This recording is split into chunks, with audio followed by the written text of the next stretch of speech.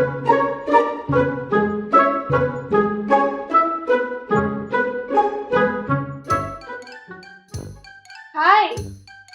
Okay.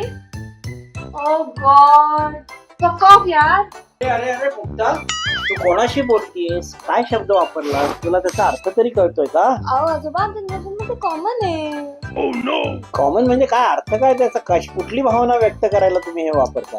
म्हणजे असं की ठीक आहे, तू बघ तुझं काय करायचं ते, जाऊ दे असं. अच्छा, एवढंच होय. म्हणजे थोडक्यात आमच्या वेळेला आम्ही नानाची टांग म्हणत होतो. कोणाला राग व्यक्त करायचा असेल, कोणाला उडत जा म्हणायचं असेल, इग्नोर करायचं असेल तर आम्ही म्हणत होतो तुझ्या नानाची टांग. तेच तुमची जनरेशन काय म्हणतेय? फक यू, फक ऑफ, फक.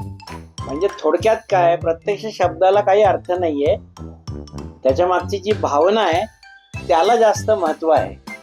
जनरेशन नुसार शब्द बदलतात. तर आता इथून पुढे असं काही बोलायचं असेल तर काय म्हणायचं? नानाची टांग.